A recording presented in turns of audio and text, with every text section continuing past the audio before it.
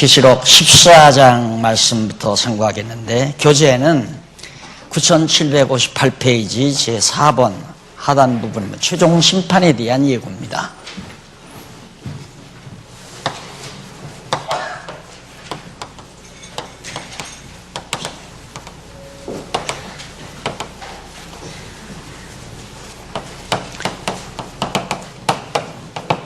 (14장에서부터) (16장까지) 오늘 시간 되어지는 대로 상고하겠는데, 드디어 이제 마지막 하나님께서 최종 심판을 하시기 위해서 섭리하시는데, 우리가 지금 살펴가는 큰 내용의 줄거리가 뭐냐면 주의 진노와 심판 내용입니다.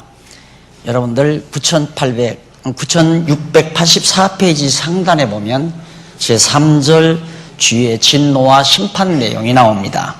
그 내용, 의미 분석 내용을 그 밑에서 보면 8절로 9장은 지난 진노, 이미 지나간 진노에 대해서 우리가 살펴봤고요. 그 다음에는 남은 진노, 사도 요한이 요한계시록의 내용을 받을 때부터, 그러니까 추후 95년이죠. 95년 이후에 일어날 남은 진노에 대해서 하나님께서 요한에게 보여준 내용을 10장에서 11장까지 우리가 살폈습니다. 그리고 12장에서 13장, 지난주일이죠.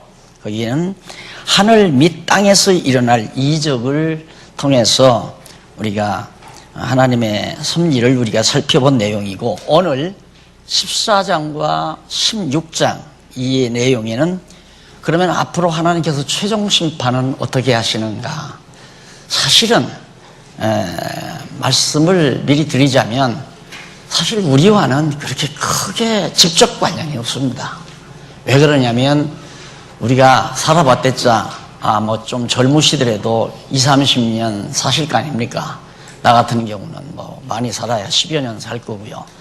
그러니까 그 안에 이런 뭐 최종 진노, 하나님의 최종 심판이 이루어질 리도 없고, 그 기간에 이루어지는 사건도 아니기 때문에 우리가 장차 하나님의 섭리를 아는 데 의미가 있지, 이 내용을 보면서 아이고 이런 내용 닥치면 내가 어떡하나 이런 염려까지는 안 하셔도 됩니다.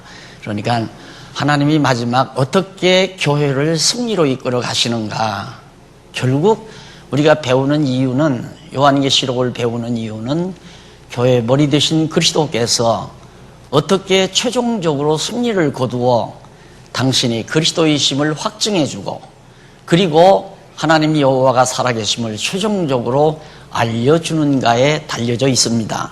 그러니까 오늘 최종 심판에 대한 예고를 우리가 살피면서, 하나님이 지금은 이렇게 악이 득세하고 불의가 승리를 하고 진리가 패배하는 것 같아도 결국은 최종적으로 진리 되신 그리스도께서 심판을 단행하시고 승리를 거두시는구나 하는 확신을 가지면 이것으로 족한 거라고 생각하시면 됩니다.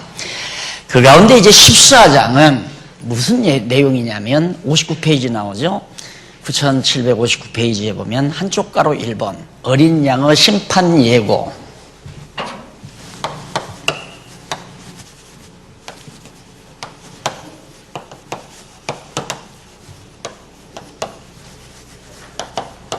심판 예고, 이게 14장이죠. 그러니까 공부를 하실 때 다른 생각하지 말고, 14장은 어린 양 예수 그리스도께서 세상을 심판한다는 예고 내용이 담겨져 있구나. 그거를 딱 정리를 하시고 참말로 그런가 안 그런가 14장을 살펴나가면 될 거 아니에요. 14장 하나하나 살피면 맞네, 정말 어린 양 예수 그리스도께서 장차 세상을 심판하신다는 예고의 내용이 바로 이 14장에 담겨져 있구나. 그거 확인하면 잘 공부를 하시는 겁니다. 그러니까 우선 14장에는 어린 양이 심판한다. 제일 밑에서부터 네 번째 줄에 보면 이 심판 예고에 대한 근거를 잠시 제고한 내용이 나옵니다. 여호와 하나님께서는 태초의 말씀으로 여섯 동안 하늘과 천체들을 물론 땅과 그 가운데 모든 식물, 생물과 사람을 창조하여 생성하도록 섭리하셨죠. 창세기 1장 1절로 27절까지 보면 하나님께서 천지 만물을 다 창조하고 질서를 정해놓으시고, 그러면 그렇게 창조한 것을 영원토록 그냥 놔두나? 아니에요. 창조한 것은 반드시 심판으로 끝내요. 그것이 계시세계에 관한 겁니다. 그러니까 하나님께서는 이 땅 외에 이루어지는 일들은 시작할 때가 있으면 반드시 끝날 때가 있어요. 앉을 때가 있으면 설 때가 있고, 이러듯이 세상에는 반드시 영원한 것이 존재하지 않아요. 조금 전 여러분 경건의 시간에 들으셨듯이 영원한 것이 없단 말입니다. 그러나 하나님께서는 영원한 것으로 우리에게 제공하기 위해서 영원하지 못한 것들을 전부 다 심판해 버린다는 전제를 하시면서 하나님이 천지 만물을 창조하신 것이다. 그런데 14장 1절로 13절에 보면 9760페이지 넘어가서 양쪽 가로 1번 심판의 복음을 예고함.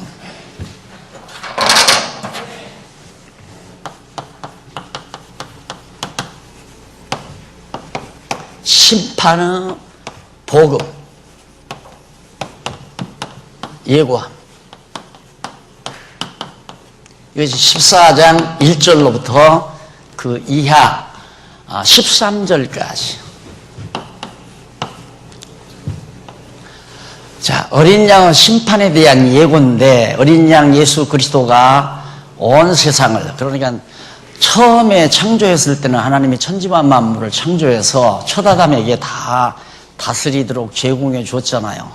그런데 막판에는 둘째 아담 예수 그리스도를 통해서 창조한 모든 것들을 전부 다 심판해 버려요. 그리고 이제 영원한 하나님의 나라를 하나님이 이루어 가시는 거거든요. 그러니까 심판의 복음이란, 세상을 심판하는데 이게 뭐가 그건 복음이냐? 복음이죠. 영원하지 못한 것은 멸하고 영원한 것으로 우리에게 준비된 것을 제공해 주니까 그것처럼 복된 소식이 어디 있어요? 우리가 영원하지 못한 세상에 사니까 이 세상에 눈으로 보이는 것이 다고 눈으로 보이는 것이 가치가 있이 보이지만 영원한 것에 비하면 아무것도 아니란 말입니다.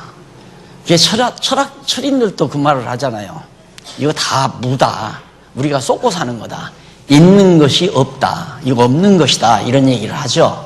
그러니까 사람들이 깊이 생각해 보면 사실 우리의 눈으로 보이는 것, 손으로 만질 수 있는 것들은 언젠가 없어져도 없어지는 것들이란 말이죠. 근데 이런 것들을 없앤다고 하는 심판의 복음을 우리에게 예고해 주는 거예요. 그래서 복된 소식이죠. 보이는 것을 심판한다는 말은 보이지 아니하는 영원한 것을 우리에게 주신다는 전제가 있는 거란 말입니다. 그래서 심판의 복음을 예고하는 내용이 1절로 13절까지인데, 그 밑에 14장 1절로 5절에 보면 시온산에 선 어린 양과 14만 4천인에 관해 알려줍니다. 자, 예수님께서 심판하기 위해서 짜잔하고 하늘에서 내려오셔서 어디에 서 있느냐면 시온산에 서 있어요. 그러니까 시온산이란 예루살렘 성전이 있는 이 지상의 명칭으로 말하면 예루살렘 성전이 있던 그 산을 시온산이라고 그러잖아요. 그러니까 그 말은 예수님께서 승천하신 그 지역으로 다시 예수님이 오신다는 의미도 되죠. 그런데 그러면 우리는 못 볼 거 아닌가? 이제 그런 걱정들을 우리 많이 하잖아요. 이스라엘 땅, 그 땅에 오시면 우리는 못 볼 거 아닌가? 근데 그게 아니고 예수님이 오실 때는 동에서 서로 번개가 번쩍이듯이 온 세상이 다 보이도록 예수님이 오신다고 했단 말입니다. 그러니까 시온산에 임한다는 말은 예수님이 이 땅에 오시는 것에 대한 하나의 상징적 지역의 표식입니다. 딱 시온산 산봉우리 위에 예수님이 임한다는 게 아니라 이 지상에 승천하실 때도 바로 그 지역에서 승천했잖아요. 그러니까 오실 때에도 그 지역으로 오시는데 부활한 그리스도의 몸은 공간과 시간의 제약을 안 받잖아요. 그러니까 온 세상 사람들이 다 임하게 오는데 여기 14만 4천 이 사람이 나와요. 14만 4천이라는 숫자가. 앞에서도 7자인가가 나왔죠. 근데 14만 4천은 이스라엘 12지파 중에 12,000명씩에서 14만 4천이라고 지난번에 우리가 정리를 했잖아요. 근데 요즘에 이제 소위 이단이라고 하는 신천지 그 사람들은 14만 4천밖에는 구원 못 얻는다 이런 얘기를 한 것 자체가 얼마나 어리석은 얘기인가. 더더욱 오늘 본문에서는 14만 4천에 대한 분명한 해설을 해줍니다. 자, 여러분, 9762페이지, 다른데, 여러 군데 볼 것 없이, 14장 6절로 8절 그 내용 나오기 전에 위쪽으로, 그러니까, 6절로 8절 내용 위쪽으로 몇 번째 보느냐면, 6번째 중간쯤 보세요. 중간쯤 보면, 셋째, 사람 가운데 구속함을 받아 처음 익은 열매로 하나님과 어린 양에게 속한 자들이니. 누가? 14만 4천이. 처음 익은 열매로 하나님께 속한 자들이다. 14만 4천이. 그러면 그 처음 익은 열매란 뭐냐면, 거기 바로 나오잖아요. 자들이니라 했다. 이는, 이 처음 익은 열매란 말은 첫째 부활에 참여한 자들을 말한다 그랬어요. 부활을 보면, 고린도서에 보면 예수님이 첫째 부활이에요. 예수님이 제일 먼저 부활을 했고, 그 다음 둘째 부활이 뭐냐면 예수님이 부활한 다음에 두 번째 부활하는 것은 예수님이 다음 오실 때 재림시죠. 재림시에 이때 부활하는 자가 있어요. 이게 이제 예수님을 첫째 부활로 하면 이건 두 번째 부활이에요. 여기는 첫째 부활로 하면. 그런데 성도들로는 이게 첫째 부활이에요. 예수님 빼고 성도들로 하여금. 그래서 첫 열매라고 그러죠. 그러니까 이 사람들은 뭐냐면 절대 타협하지 아니하고 결국 전부 예수 그리스도의 이름을 위하여 목배임 당하고 죽임 당한 순교자들이라 말입니다. 그래서 이 순교자들이 이때 부활을 해요. 예수님 재림할 때. 그리고 재림하셔서 이제 천년 동안 1천년 천년 왕국을 하나님께서 다스리잖아요. 이때 이제 14만 4천 이 사람들이 부활한 자이기 때문에 이 당시에는 법치 정치가 아니라 권력 정치가 아니고 영역 정치예요. 그러니까 신령한 부활한 부활체들이 부활한 예수 그리스도를 왕으로 모시고 이 신령한 부활체들이 변화된 완전히 죄가 없이 다 변화된 백성들을 천년 동안 다스리는 결국에는 관료 노릇을 하는 거죠. 부랑 노릇을 하는 거예요. 14만 4천이라는 숫자가. 그래서 예수님 재림하는 시온산 곁에 14만 4천이라는 첫 열매, 부활을 한 이 사람들이 이제 다 그리스도와 함께 재림하는 거죠.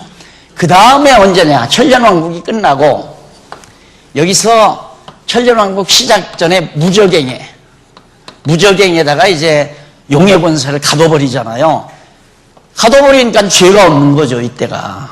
너무도 좋은 세상이에요. 이 지상세계에서는. 그 다음에 여기서 이 무적에게 놓인 자들을 여기서 놔줘버려요. 마귀 세력을, 사단의 세력을 놔줘요.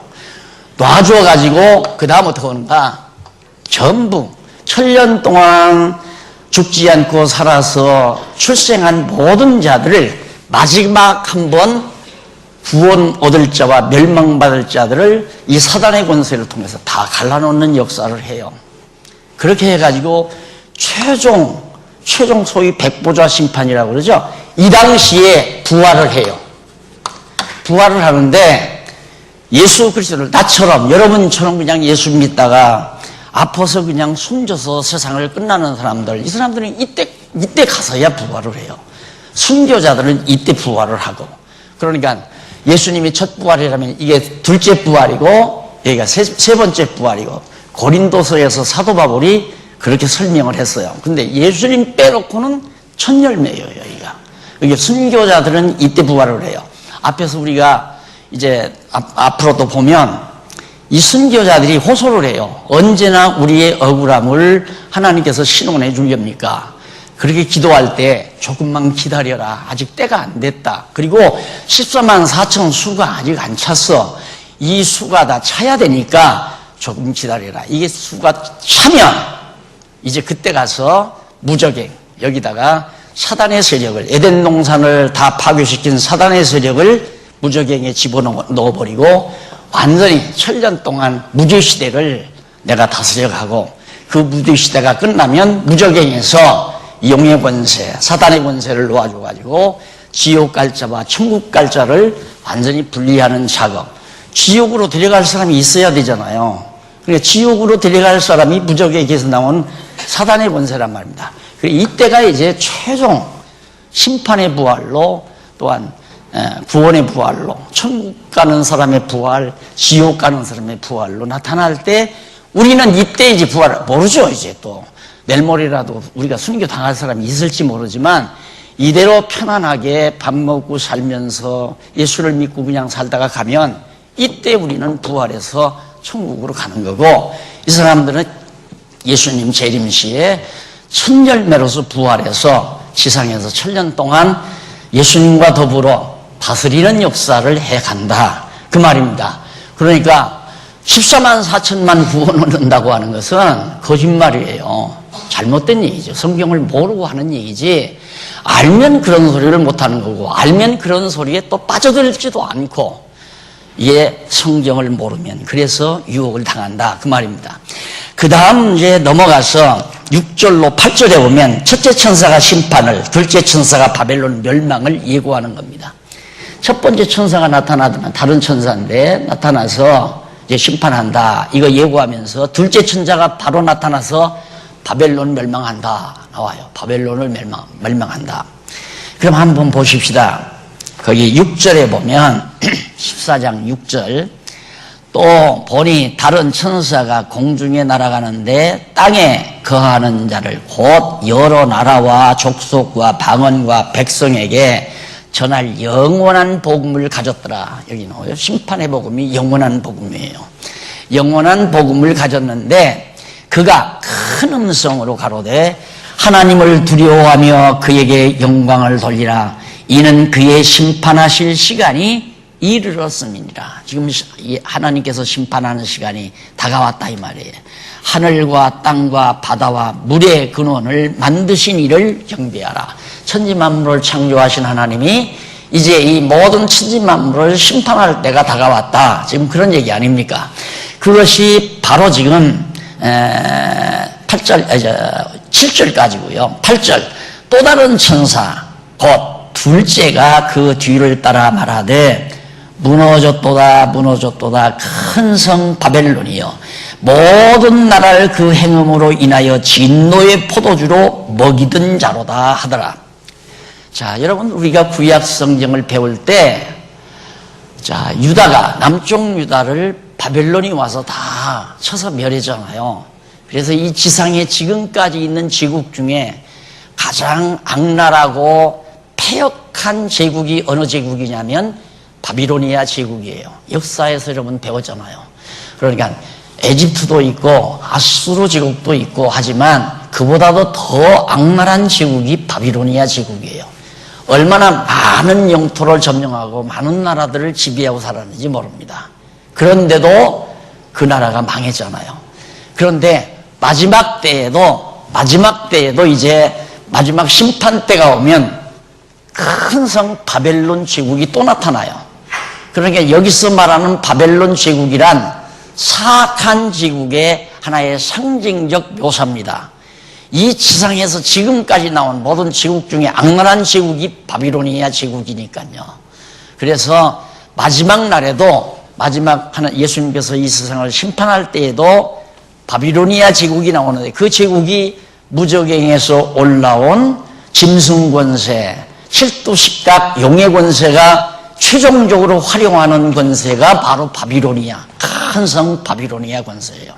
이 성이 온 세상을 다 다스리게 됩니다. 그러니까 마지막 주님께서 재림할 무렵에는 예수를 믿는 사람이 하나도 없다니까요. 믿는 자가 없어져 버려요. 그러니까 순수한 진리도 없고 순수한 교회도 없지. 왜? 이 무적행에 집어넣는 이 짐승 권세가, 칠두 십각 짐승 권세가 세상 권세를 다 장악해서 하나의 큰 세력으로 만들어 버리기 때문에 그 세력 앞에 절하거나 굴복하지 아니하면 밥을 먹고 살 수 없단 말입니다. 그러니까 온 인류가 완전히 큰 성 바벨론 제국의 통치 아래서 하나님을 배격하고 하나님을 섬기지도 않고 살아가게 된다 이 말이에요. 그러니까 그때 예수님께서 딱 임하셔서 용의 권세를 덜미를 잡아가지고 무적에게다 집어넣고 승리의 계가를 부르시는 겁니다. 부르게 되는 겁니다. 그러니까 여기서 무너졌도다 큰 성 바벨론이여, 그 말은 앞으로 아무리 인간 권세가 강하고 힘이 세다 할지라도 그리스도의 권세 앞에서는 무너질 수밖에 없다는 것을 지금 예고해 주는 내용이 8절까지 나왔고요. 그 다음 넘어가서 9764페이지 14장 9절로 13절에 보면 아까 두 번째 천사가 바벨론 무너진다고 얘기했죠. 이 셋째 천사가 또 나타나요. 짐승에게 표받은 자는 멸망한다고 예언을 합니다. 그러면 이 당시에 큰 성, 짐승이 누구냐면 칠두식각 짐승 아니에요. 바벨론 권세가 그의 조종을 받기 때문에 짐승 권세예요. 그래서 이 세상의 모든 세속 권세를 요한계시록에서는 짐승 권세다라고 단마디로 그렇게 묘사를 하는 겁니다. 짐승들이에요, 그냥. 서로 이권 찾기 위해서 아귀다툼을 하는 세계가 정치세계 아닙니까? 일반 세상 정치세계. 그러니까 인간들의 욕망, 자기의 욕망을 채우기 위해서 온갖 술책을 다 부리면서 아웅다웅 싸우면서 결국 힘의 무기로 정복하는 짐승세계. 발톱이 예리할수록 빠를수록 짐승세계를 지배하자는 사자나 호랑이가 산 전체를 지배하듯이 이 세상에서 가장 강력한 짐승 같은 권세가 온 세상을 지배하는데 그게 바로 바벨론 권세다. 바로 무저갱에 들어가는 칠두식각 짐승의 조종을 받아서, 사단의 조종을 받아서 그렇게 된다 이 말이에요. 그래서 그런 자에게, 그러니까 큰 성 바벨론에게 표를 받은 자, 아까도 말했지만 구멍가게 하나를 해도 거기서 허락 없이는 안 돼요. 제가 호주를 가서 보니까 그 유원지에 뭐 간단하게 먹을 수 있는 가게가 하나 있어요. 그런데 하나밖에 없어요. 딱 하나밖에는. 그래서 왜 이렇게 되느냐 그러니까 정부에서 딱 하나밖에 허락을 안 해준대요. 허락 안 해주고 몇 개 이상은 못 팔게 한대요. 예를 들어서 하루에 200개 이상은 팔지 말아라. 200개 이상 팔면 벌금 나오는 거예요. 그런 식이에요. 그러니까 완전히 세상을 통제해버리는 거죠. 표를 안 받게 되면 생존이 불가능한 세상. 그런데 그런 표 받은 자는 반드시 멸망한다. 그럼 예수님 오실 무렵에 이때 표 안 받은 사람이 하나도 없는데 그래서 다 멸하는 거 아니에요. 다. 그래서 이 무저갱에 짐승 권세를 집어넣고 그리스도가 승리한 다음에 그 남은 자들을 하나님께서 이제 표 받지 아니한 자, 마지막에 끝까지 표를 받지 아니한 자들을 남겨놓고 이제 섭리해 가시는 거죠. 자, 저 문제는 앞으로 점점 갈수록 더 치밀하게 말씀을 해드리기로 하고요. 그 다음에 거기 보면 11절에 한번 보십시다. 11절에 보면 그 고난의 연기가 세세토록 올라가리로다. 짐승과 그의 우상에게 경배하고 그 이름의 표를 받는 자는 누구든지 밤낮 쉼을 얻지 못하리라 하더라. 성도들의 인내가 여기 있나니 저희는 하나님과 계명과 예수의 믿음을 지키는 자들이라. 그렇게 되는데도 지금도 북한 같은 데도 지하교인이 있다고 그래요. 10만 가까이가 있대요, 북한에도. 그러니까 땅속에 들어가가지고 이런 조그마한 성경책을 만들어서 배달하는 선교사들이 있답니다, 이북에. 그 일을 하는 분을 지금 연락을 받았는데 이 성경을 조그맣게 만든대요. 그러면 이걸 갖다가 펴놓고 돋보기로 그걸 보면서 땅속에서 신앙생활 하다가 들키면 가는 거예요, 그냥. 그러니까 하나님의 택한 백성들이 이 어려운 시련 속에서도 믿음을 지켜가는 자들, 이런 자들을 하나님께서 그 외에는 짐승에게 표 안 받고는 못 사니까 그런 자들은 다 진멸해버린다. 그런 얘기예요. 자, 그 다음 이제 두 번째로 66페이지 나오죠. 9766페이지. 열매의 수확을 예고함.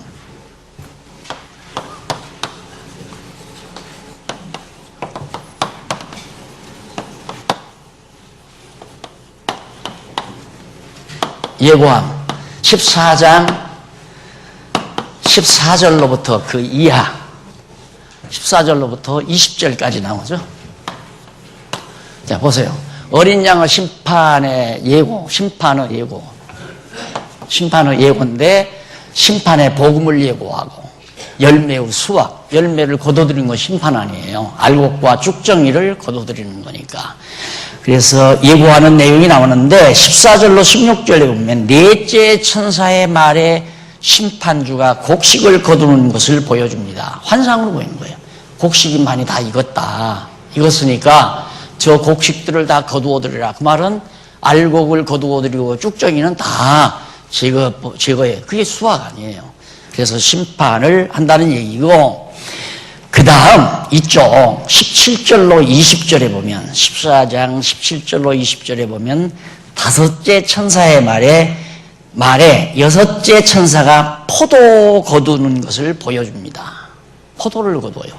그러니까 다섯째 천사가 말하자 여섯째 천사가 나가서 포도를 다 포송포송 다 익은 포도들을 전부 거두어들여요. 그런데 이 포도 거두는 장면 한번 보세요. 17절 한번 보십시다. 요한계시록 14장 17절 제가 읽습니다.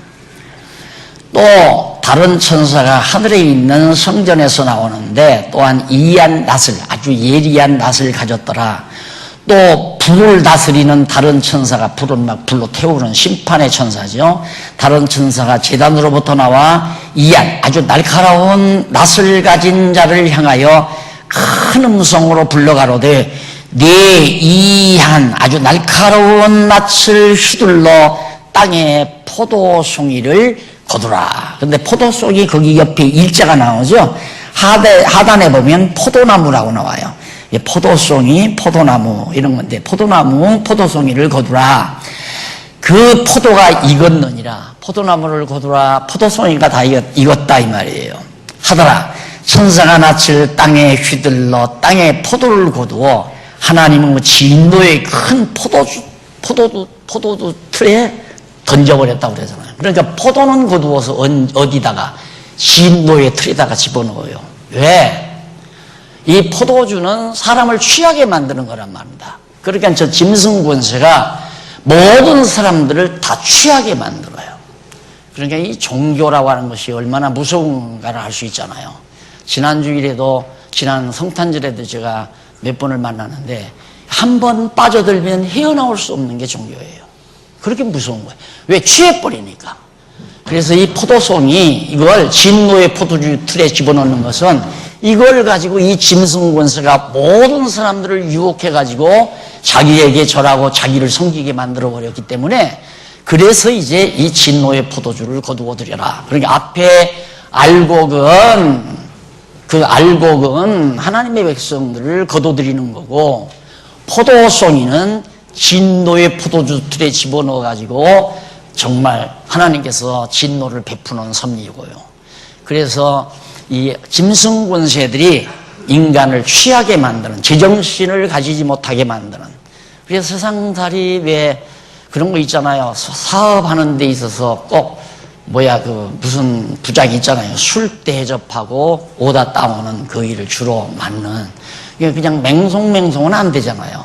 그래서 고급 요정에 데리고 가서 실컷 좋은 술 사먹이고 다 로비해서 안 될 것도 되도록 도장 찍어오는 그런 식의 사업을 통해서 그 사람 취하게 만들어야 도장을 찍는단 말이에요.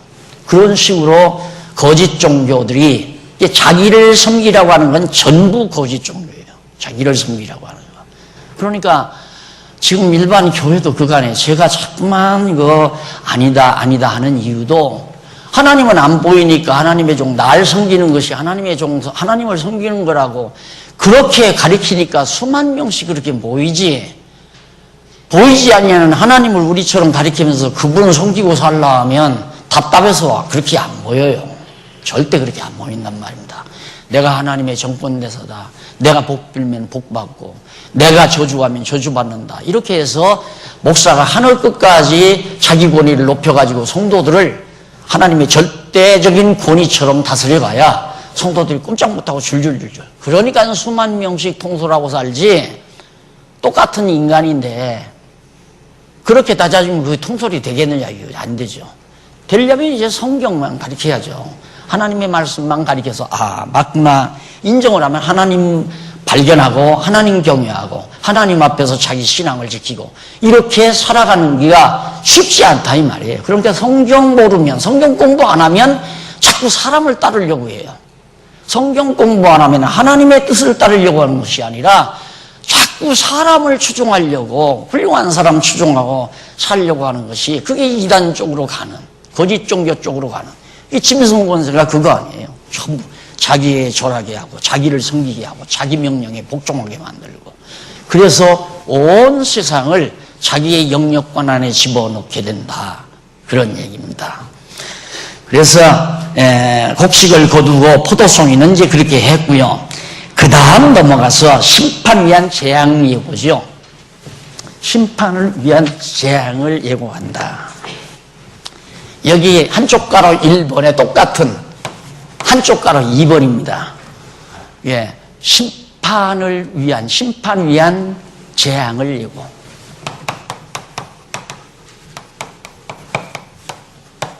재앙, 예고.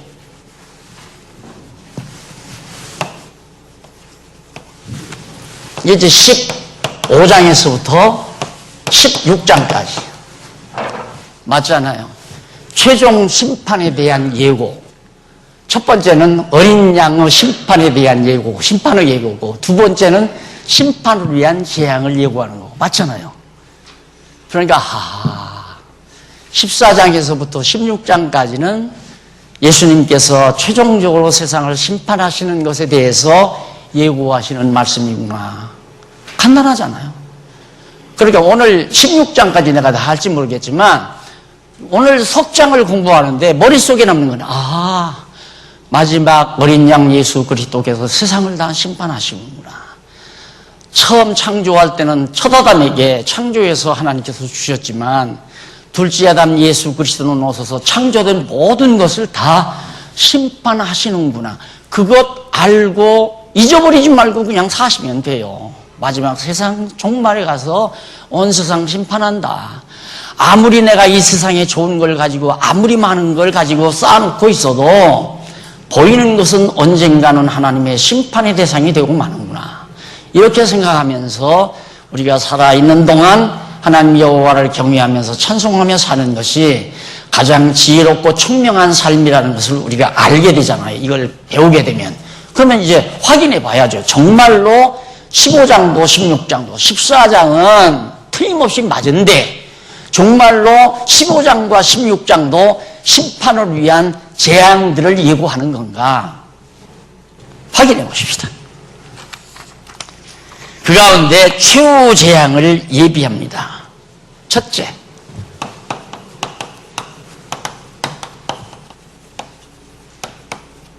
예비함. 15장이죠. 이렇게 쉽게 돼 있어요. 요한계시록 정말 어렵다고 그러잖아요. 모두가. 정말 오죽하면 칼빈 선생님이 요한계시록을 주석을 못 쓰고 돌아가셨다고 그러잖아요. 근데 알고 보니까 너무 쉽잖아요. 15장과 16장은 마지막 예수님께서 최종적으로 이 세상을 심판하기 위해서 재앙을 내리실 것을 예고한 내용인데 그 가운데 15장은 최후 재앙을 재앙 내리려면 재앙을 준비해야 되잖아요. 재앙을 다 준비해 놔야 재앙이 내려지니까. 그래서 그 재앙 예비하는 내용이 15장 내용이다. 자, 그럼 우선 1절 보십시다. 일곱째 천사가 마지막 재앙들을 가지고 있는 것을 보여줍니다. 아까 여섯째 천사까지 얘기했죠? 일곱째 천사가 딱 보니까 마지막 재앙들을 이거 다 끌어안고 있어요. 천사가. 그리고 2절로 4절에 보니까 15장 2절로 4절 짐승 및 우상을 이긴 성도가 그리스도의 왕권을 찬양합니다. 딱 마지막 이약 심판하기 위해서 최후 재앙들을 천사가 딱 가지고 있는데 짜잔 하고 찬송 소리가 들리는데 누구의 찬송 소리냐면 짐승 및 우상을 이긴 성도. 여기에 이제 짐승 권세가 이제 마지막 무적에게 들어간다고 그랬죠.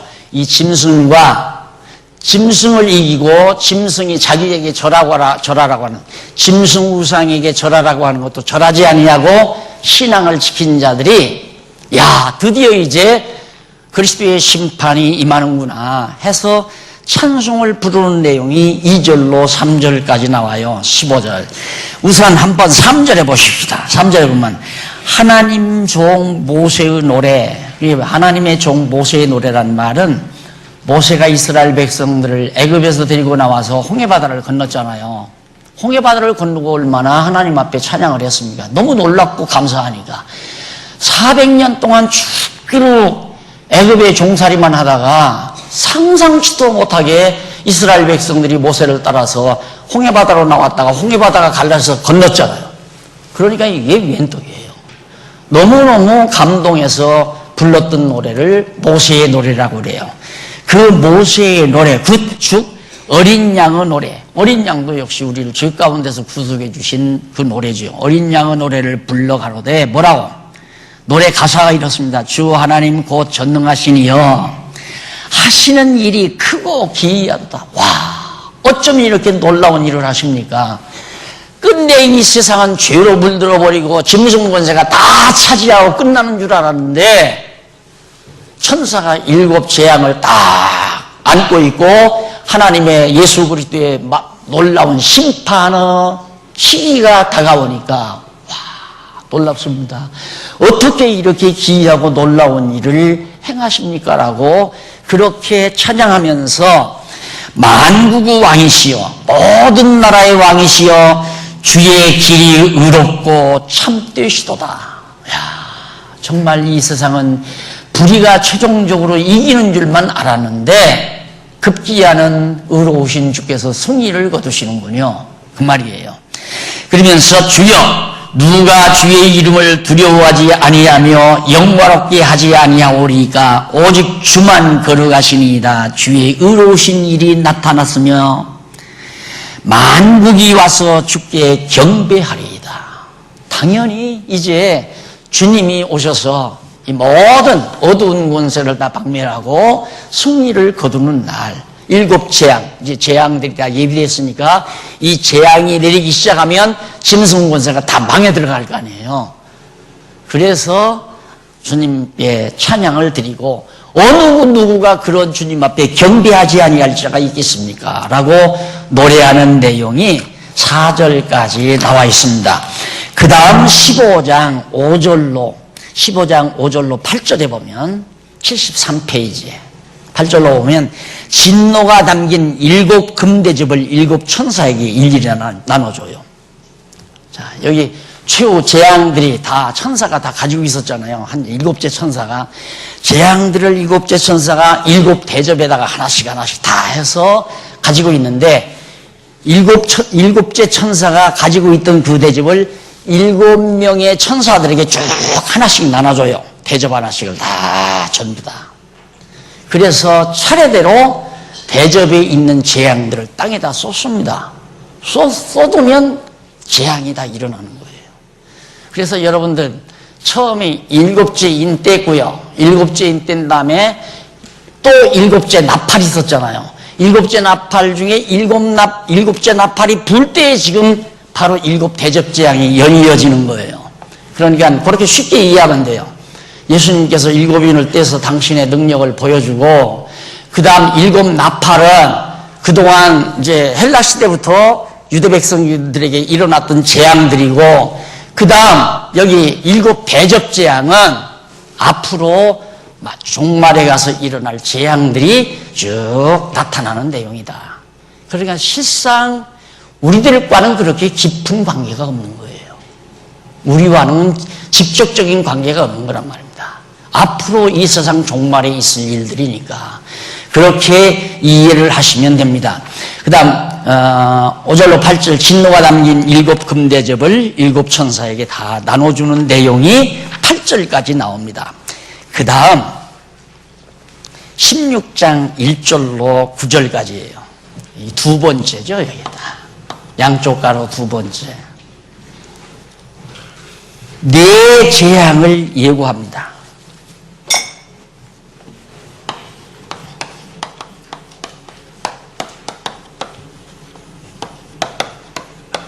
예고합니다. 이 16장 1절로 9절까지.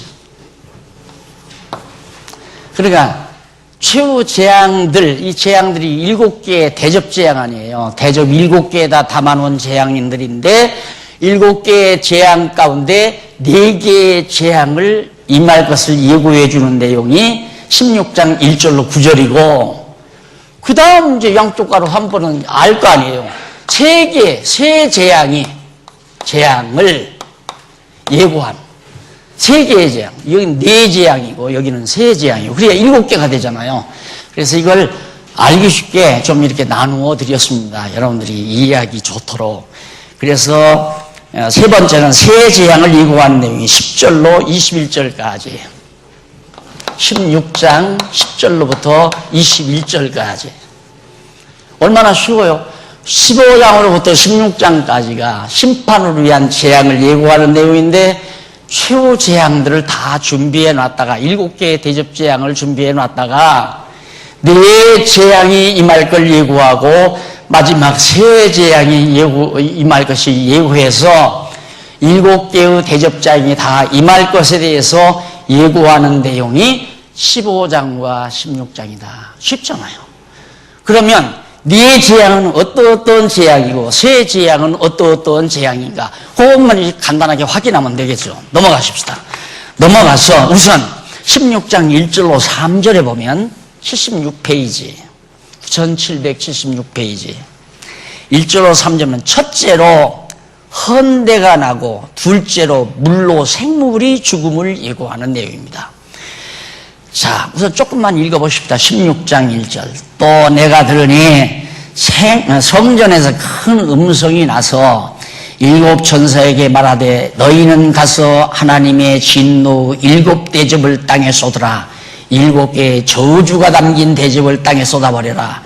첫째가 가서 그 대접을 땅에 쏟음에 악하고 독한 헌대가 짐승의 표를 받은 사람들과 그 우상에게 경배하는 자들에게 나더라. 제가 여러분 자주 들었죠? 초등학교 시절 아이들이 너 하나님 봤어? 하고 나를 놀려댈 때 얼마나 분이 나고 얼마나 속이 답답한지, 하나님 쟤들 논에는 병충해가 다 먹어버리게 하시고 우리 논에는 병충해가 안 먹게 해주세요. 그 기도가 이때 가서야 이루어지는 거예요. 쉽게 말하면. 그 기도가 초등학교 졸업하기 이전에만도 이루어졌으면 얼마나 좋겠어요. 근데 이때 가서야 이루어진다 이 말이, 그 기도가. 그러니까 소망이 있는 거 아니에요. 그 당시는 안 이루어지니까 정말 막 속상하고 정말 하나님이 계신가 안 계신가 그랬는데, 성경을 연구하다 보니까 하하, 이루어질 때가 와야 이루어지는구나. 그래서 사람들이 양양계를 부리는 겁니다. 야, 너 하나님 믿으나, 너 하나님 믿지 않아? 옛날 쟤는 하나님도 안 믿고 우상성교도 잘만 살더란 말, 서울대학 가고 성공도 잘하고 시집도 잘 가고 장가도 잘 가고 사업도 잘하더라. 너는 막 예수 믿는다느니 맨날 어디 밑바닥에서나 헤매고. 이게 오늘 우리의 현실이란 말입니다. 그러니까 우리가 요한계시록을 통해서 하나님의 섭리를 알다가 보면 이 땅 위에 사는 동안 질밟히는 한이 있더라도, 멸시와 천대를 받는 한이 있더라도, 하나님께서 내 기도 들어줄 때가 온다는 확신을 가져야 힘이 나지, 그것마저도 없으면 주저앉는 거죠. 그래서 내가 여러분들을 어려움 당하는 성도에게 내가 할 말이 뭐 있어요? 주저앉지만 마세요. 그 말 하잖아요. 주저앉지만 마세요. 우리는 주저앉을 이유, 넘어질 필요는 없어요. 오뚜기처럼 항상 서 있어야죠. 왜? 확실하니까. 대접 하나 처음 첫째 대접 쏟으니까 꼭 우상에게 절한 인간들, 짐승권세에게 표받아가지고 사악하게해서 잘 먹고 잘 살던 인간들, 이때 다 끝나는 거예요, 다. 이때 가서야, 마지막 심판 때 가서야.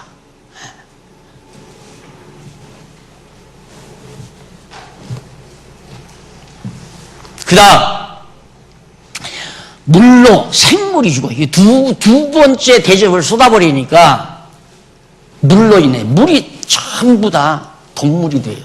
그래서 이런 것들을 현실 과학적으로 설명하는 사람들이 있는데, 요즘에 일본 지난번에 원전 사건 나오고 쓰나미 사건 있었잖아요.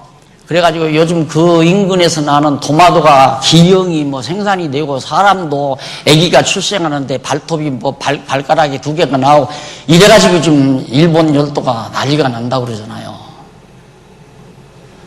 우리가 사는 이 지상에 바닷물이라는 건 한계가 있잖아요.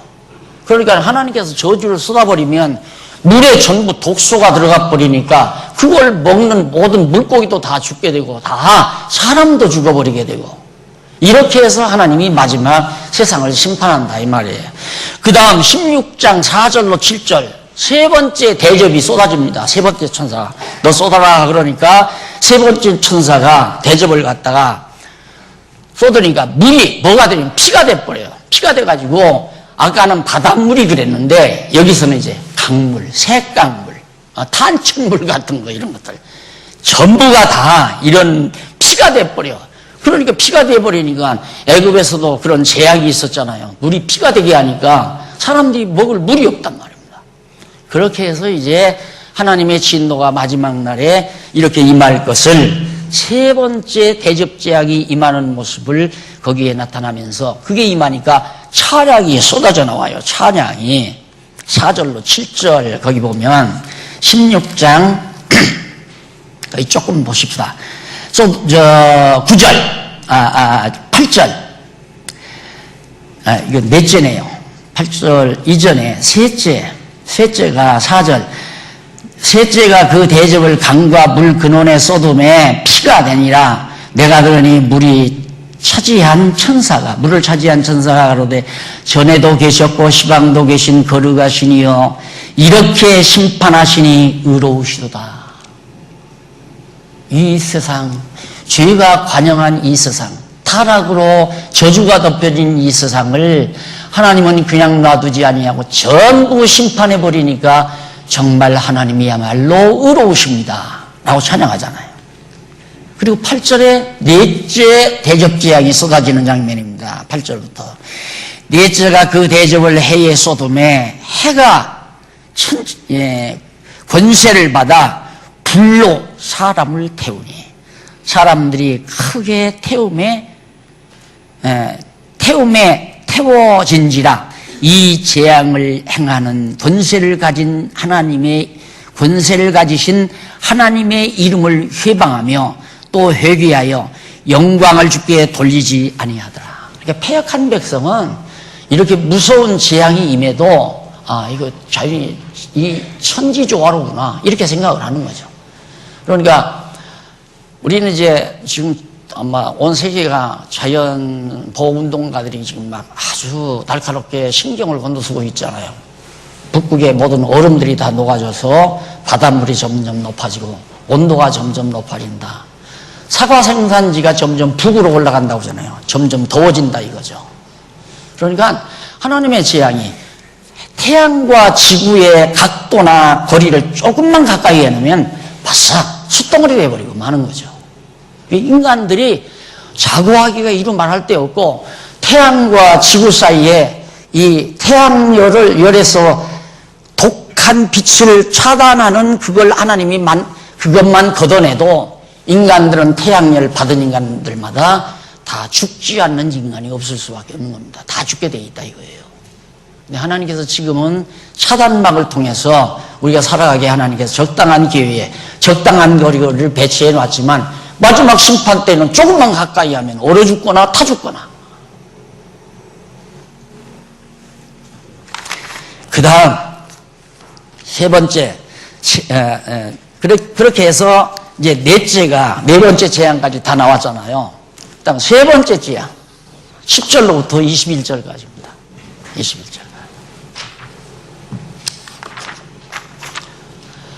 집에 가셔서 여기서부터 공부해 오시고 다음 시간 우리 만나서 이 셋째 재앙부터 다시 공부, 세 재앙들을 예고하는 데서부터 우리 공부하도록 하고, 이제는 막판에 막바지에 갑니다. 제4절 주의 승리와 왕국 내용이 요한계시록에 남아 있습니다. 다음 시간 만나기로 하고 오늘 강의 여기서 마무리합니다. 기도하십시다. 살아계신 하나님 아버지, 온 천지와 만물을 홀로 창조하시고 또 홀로 심판하시는 놀라운 하나님의 능력을 계시록의 말씀을 통해서 저희들이 살펴봤습니다. 다소곳이 머리 숙이고 살게 해주시옵소서. 우리의 오만하고 자만한 마음도 가라앉혀 주시옵소서. 하나님의 선하신 뜻에 굴복당하고 사는 슬기롭고 지혜로운 종들이 되게 해 주시옵소서. 예수님 이름으로 기도드립니다. 아멘.